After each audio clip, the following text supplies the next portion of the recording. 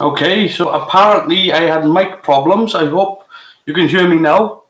If there's anybody coming into the chat, so yeah, I don't know if my microphone is working. I hope it is.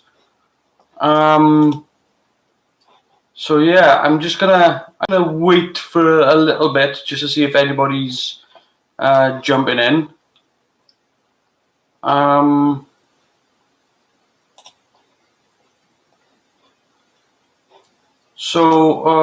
Yeah, I apparently I had microphone problems.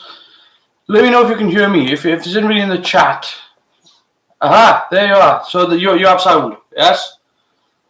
It must have been a microphone problem because I've just refreshed it now and everything seems to be working fine.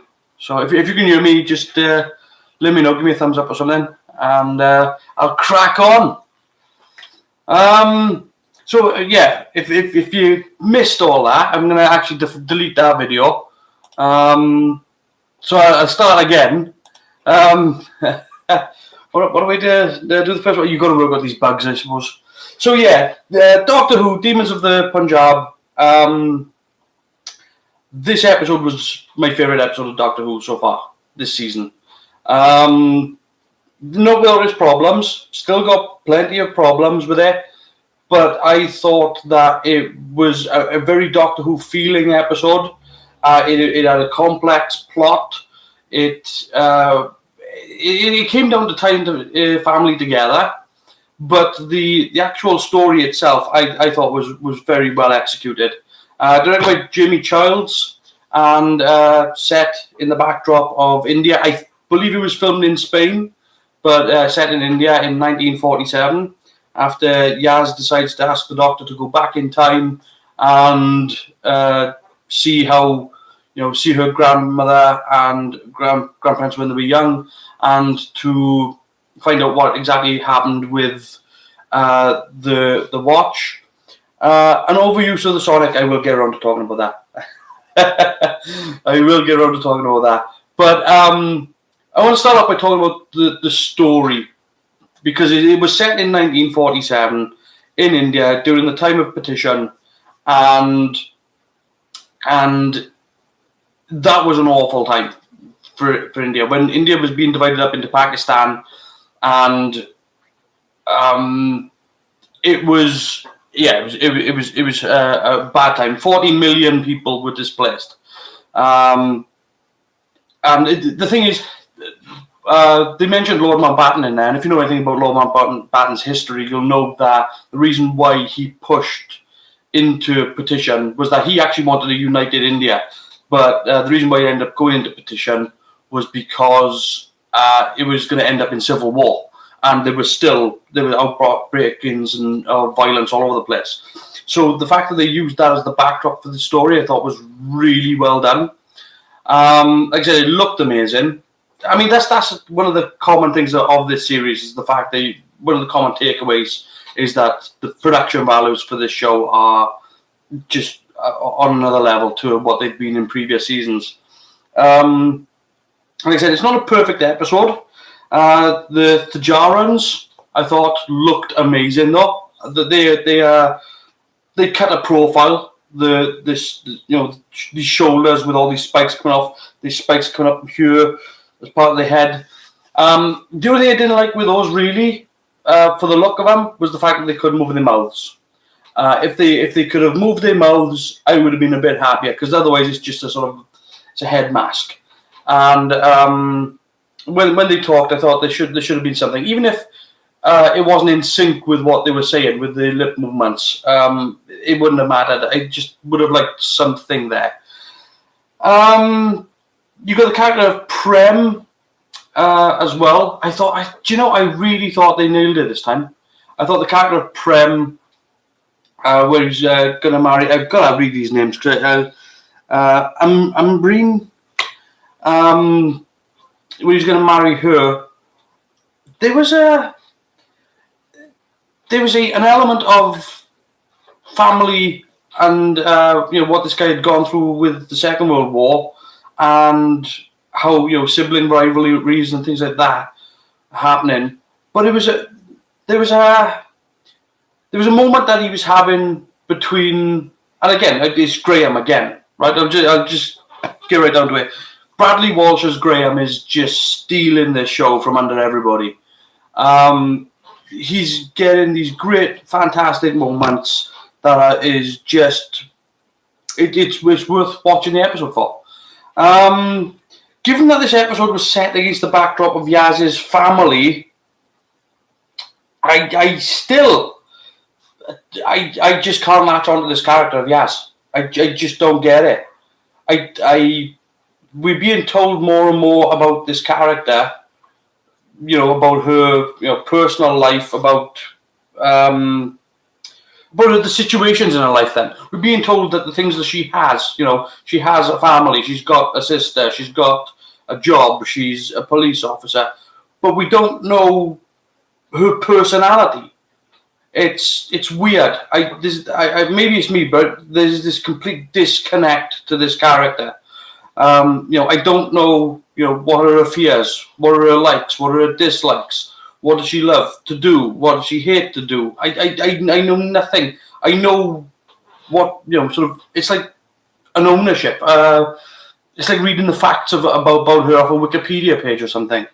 And I thought this was going to be the episode that really, changed it up for Yaz, but it wasn't. It really wasn't. Not for me anyway. I still felt like there were other character moments handed off to other people that were better. And again, like I said, with Graham was this guy that just cuts through it all. Like that, particularly in the moment that he had with Yaz, whereby he's like, she's not your grandmother yet. Don't put too much on her because she's just a young woman at this point. And he was just cutting through it. The music for me stole this episode. I thought the music was fantastic in this episode. I thought the music, the drumming, all that sort of stuff, I thought was just brilliant. Particularly at the start of the episode, where you get this low sort of hum coming through, and then towards the middle of the episode, then when things start picking up in pace and you get all this drumming going on, and yet this undercurrent, and then you get towards the end of the episode, and the music changes. The music changes from a drumming to this almost metallic tapping, and it's after the plot is revealed. That's when all the music changes. It's a great bit of music going on. I weren't keen on the Doctor Who theme being changed to an Indian theme at the end. I don't know what the hell they're doing, dicking about with the theme all the time. It's not that big of a deal because it's the end credits. I don't really care, but I wish they would stop farting about with the theme.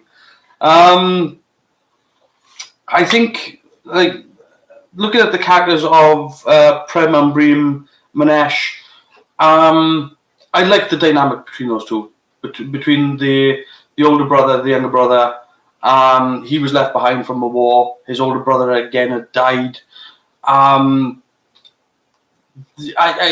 kind of guessed what had happened earlier into the episode, because the actor done such a good job of angst, of being able to sort of go, I am not happy with the situation. I am not happy about this at all, and it was coming through on the actor. I thought the guy who played Manesh done such a brilliant job. It was really good quality stuff. So I think I'm going to talk about some of the problems of this episode, and the first problem I'm going to mention is the Thajarians. Completely superfluous to the story. Not needed in this story whatsoever. If anything, they reminded me of Testimony from Twice Upon a Time, and they contributed nothing to the plot. They were just there. The second they were explaining to the Doctor what it is that they were there for, I just had Peter Capaldi going, It's not an evil plan. And I don't know why they were there. You could take those characters out of the story, and it wouldn't change the plot at all. That's a problem that they've had this season. Like the bad guys haven't been up to standard, and I thought the bad guy in this episode actually was up to standard, just not the Thajarians. I thought Manesh was a really good bad guy. I liked the fact that it came down to a personal conflict of personal politics. And that does bring me to the other problem, is that so far this season, every bad guy's walked away. Aside from, Spaces the Racist, who got zapped into the past, every other bad guy is just pretty much just walked off. And so does Manesh. Manesh is still, wandering around. I don't know. And I don't know whether or not it would have been better to have actually seen Prem getting shot. Because we had that sort of walk away into the distance shot whereby you hear the gun going off. I know it's earlier in the evening for that sort of thing, and it is obviously, again, it's a show that's aimed for everybody from the age of 8 to 80, as they say. So I don't know about seeing it, but I even if it was in the distance, just seeing him drop, I just wonder whether or not that might have been a bit more powerful image-wise than not seeing it. So yeah, and then we've got not really much in the way of visual effects in this episode, which was good because you don't need them. You don't have to have them there. You get the teleporting twisty effect, but aside from that, and the hologram as well. But aside from that, there wasn't really a lot needed for this episode. And again, the Doctor and the Sonic. Holy crap! Like the Doctor done some sciencey stuff, which was good. Piecing stuff together and making a jig and being able to do a bit of chemistry and whatnot. Happy to hear the use of the word transmatter again. Yeah. There's a couple of callbacks in this episode, but I'll get on to talking about that in a bit. But the Sonic, my God, she used the Sonic to undo a rope. What? She couldn't just go and just open the knot. I mean, and yeah, I mean, so Sonic waving around the place. It is a bit annoying. It's a bit. I don't know if they're trying to apply the Doctor to the Harry Potter crowd. I don't know. I don't know why, because I think they've done a better job this episode of making the Doctor seem smarter, seem brighter. But then again, I don't know whether or not Chris Chibnall and the people that wrote this episode have actually paid attention to Doctor Who, because there are plot elements from things like Father's Day whereby it's like, we don't go back on companions' timelines for very good reasons. And yet in this episode they do. And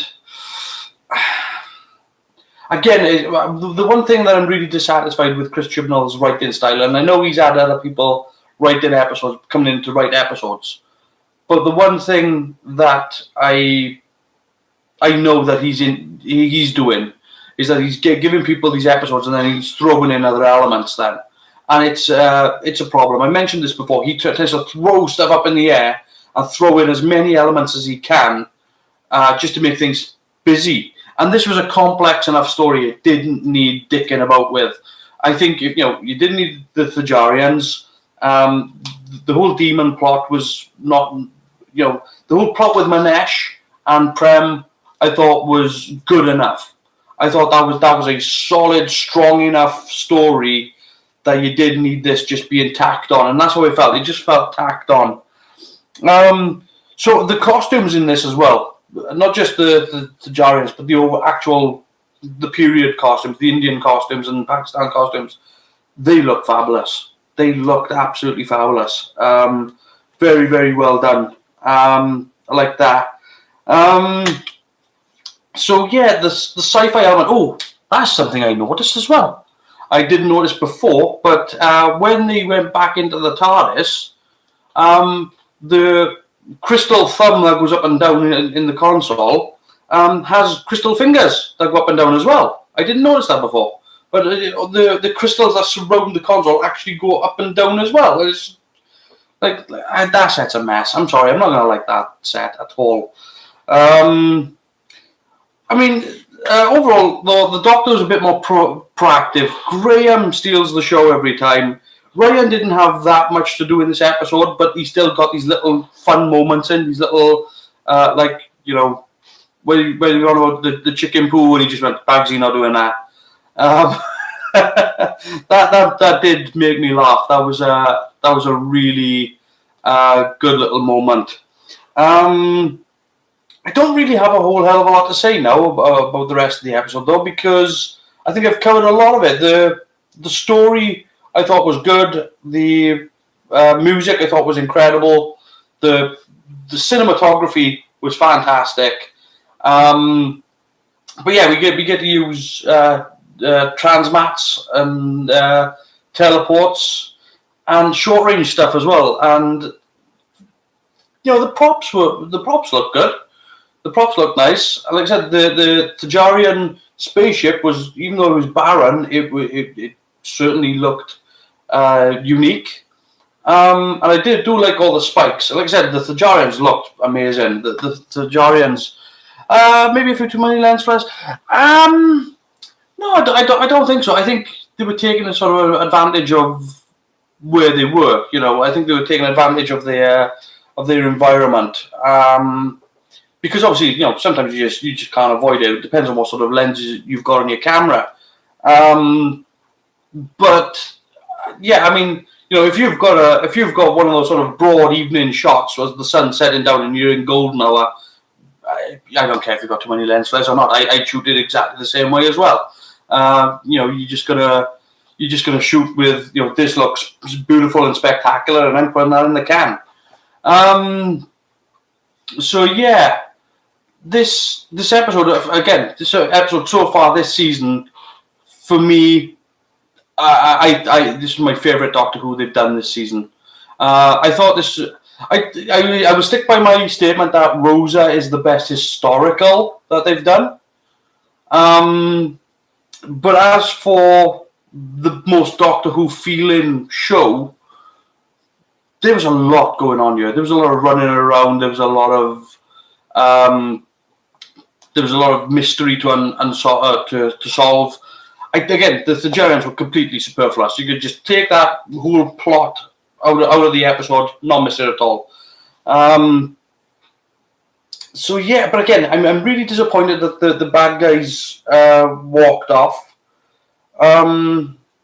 It's just that's a weak ass problem, and they need to fix that. And maybe they're going to build up to something within. Because what we had 6 episodes now, and we got 4 left, and so far this one felt like there was a bit of threat, and there was a bit of urgency. That's what I mean. Not so much threat, but there was a bit of intensity to this episode, which I haven't felt before in the other episodes we've had. So yeah, I am not sure what else to say about this episode, aside from the fact that I just enjoyed the hell of it. I would like to see the Thajarians again, but I maybe in a different role, maybe doing something different, because I think the fact that these characters are were warlike race assassins and are now benevolent, I think that's a kind of a waste of a good creature, don't you? Like surely, like, you know, at some point they should cross paths with these guys, and you should really see what these guys are really like. Because otherwise, it's just a bit like limp. Being the as mentioned assassins might be interesting. Yeah, exactly. Yeah, you can go back further into time and see them as a full assassin cult, or a species. But to see them sort of neutered like this, and they were really good looking creatures. Like I said, I had problems with the fact that they couldn't articulate their lips, and but aside from that, this was a really strong outing for Doctor Who. I'm trying to think if there's anything else I really didn't like about this episode. I really can't think of a lot. There's really the likes I've got for this episode are far superior to the dislikes.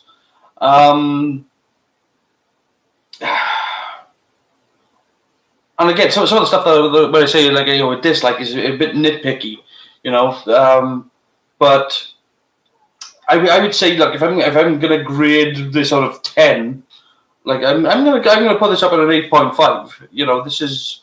This is by far the best one they've done. Like if I want to grade all this season so far, like the Woman Who Fell to Earth, I'd probably put at a 6. The Ghost Monument maybe a 5.5 to a 6. Rosa then is probably an 8. The spiders, what's it called, arachnids in the UK. Have I missed one? Arachnids in the UK is probably a 5. I'm not sure there was actually a bad guy because he was part of a wider group. He's the antagonist. Regardless of whether or not you want to call him a bad guy, Manesh was the antagonist of this episode, and he had made a political choice that went against, sort of.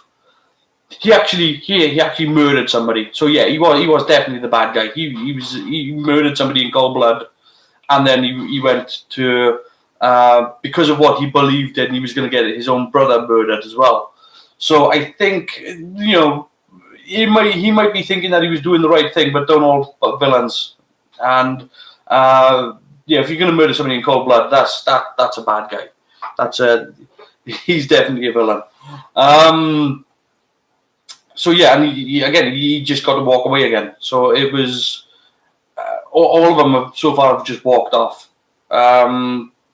That's been the biggest disappointing. Definitely an arsehole. Yes, he was. But again, if you're going to kill somebody in cold blood, like he killed the what's his name, the priest, right? Or what do you call him? The holy man. Then he killed him in cold blood, and then he was going to kill his brother. So, and then he did. He might not necessarily have pulled the trigger, but he definitely was the cause. And that actor done such a good job of that there were points whereby it was just like as they were having a conversation, it was just like, this guy's a prick. Like, this guy is a proper prick. And all respect to the actor, for anyone who can make you feel that deserves plenty of respect, because you just shouldn't. You shouldn't get triggered by stuff like that, really. But yeah, I mean, he was one of those people whereby he was just like, I want to punch him in the face. But yeah, I wish they would stop letting these bad guys just swan off.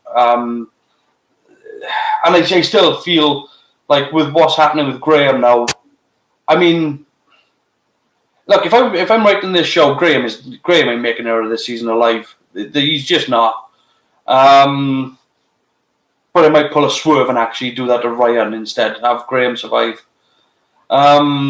Just because you won't see it come in. No other reason other than you wouldn't see it come in.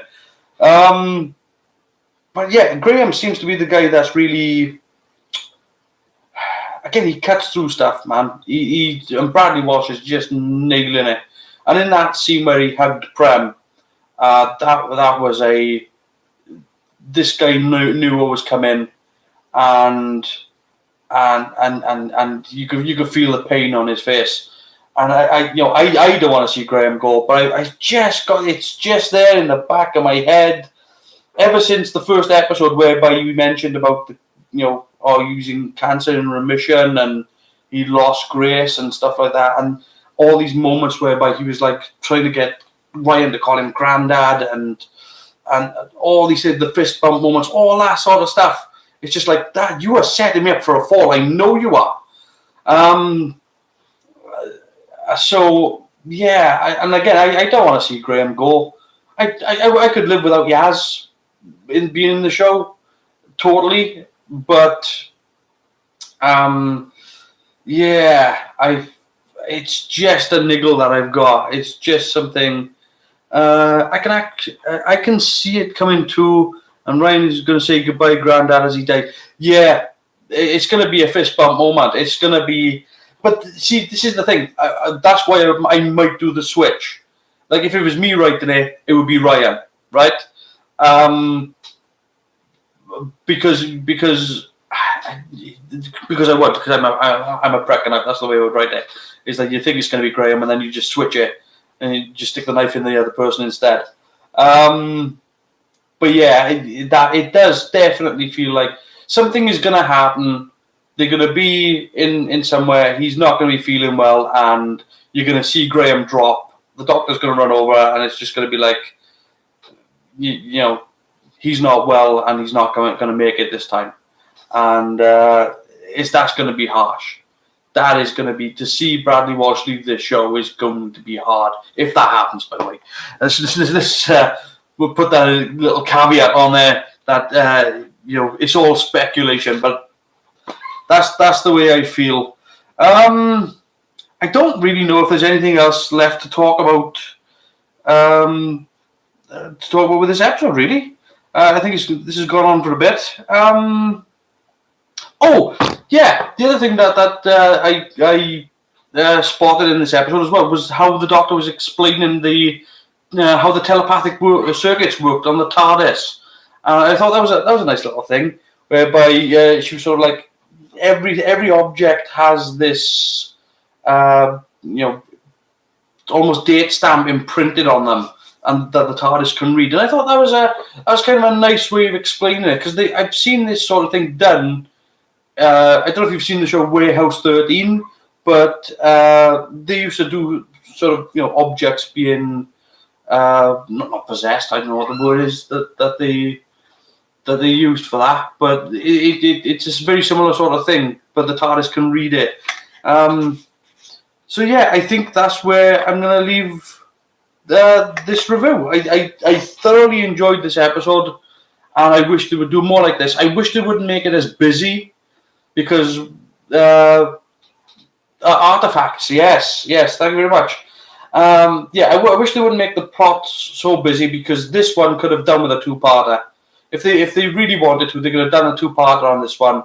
They could have really built up the character of Prem and Manesh, and they could have pushed it a little bit further.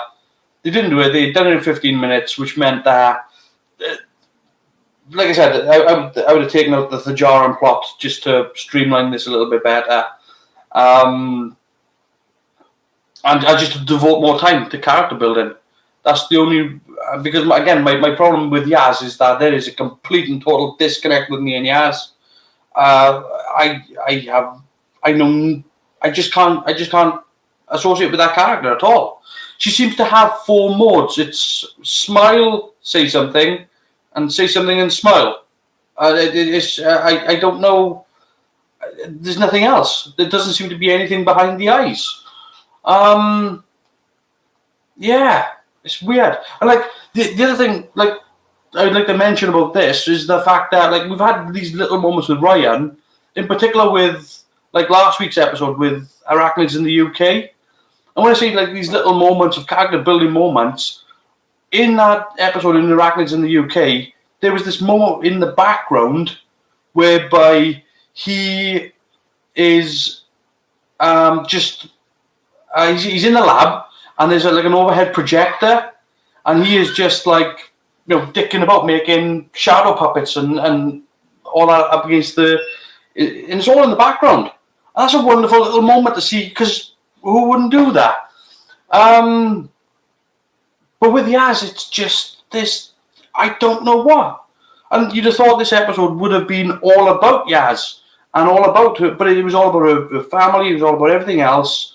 And yet, I still don't feel like I know who this girl is.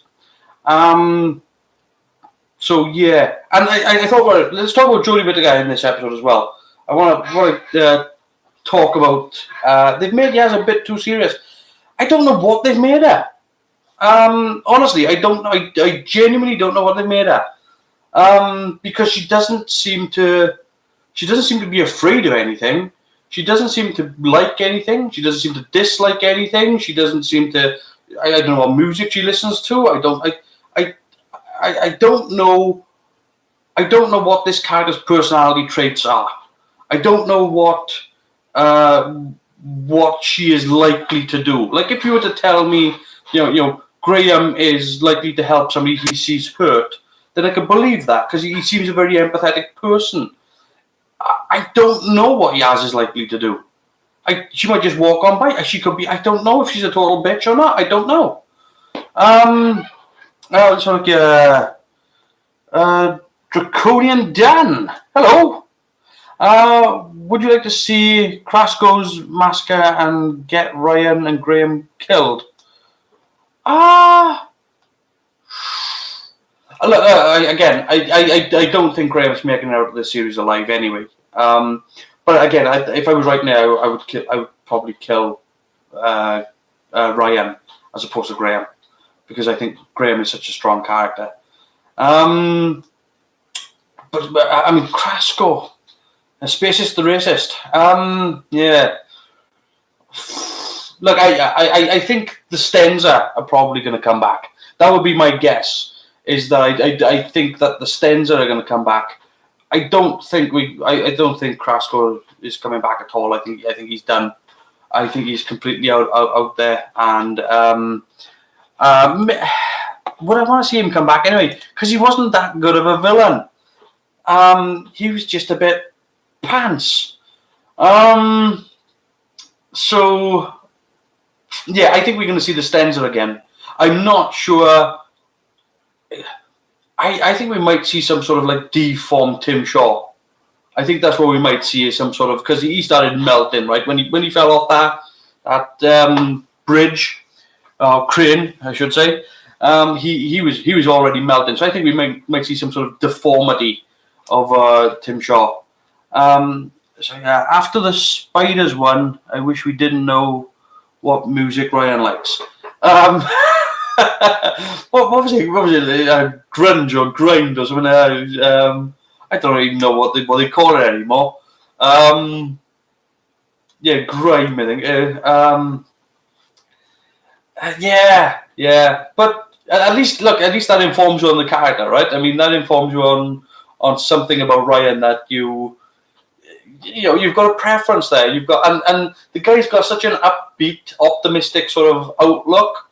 That when he does come down, you feel it with him, like so. But and it's the same with the Doctor as well. The Doctor's kind of neutral as well, and I felt more that they've done more work with Geordie in this episode than they've done in previous ones. Because I really felt like there were moments whereby I still haven't had that moment where Geordie just puts her foot down and says no. You're not doing it that way. You're doing it my way, and this is why. I mean, she had moments whereby she was like talking to the Thajarians and saying like, if I don't like it, it doesn't happen. But she still didn't have that moment of, right, you've pissed me off, you've crossed the line, and now I'm going to deal with you. I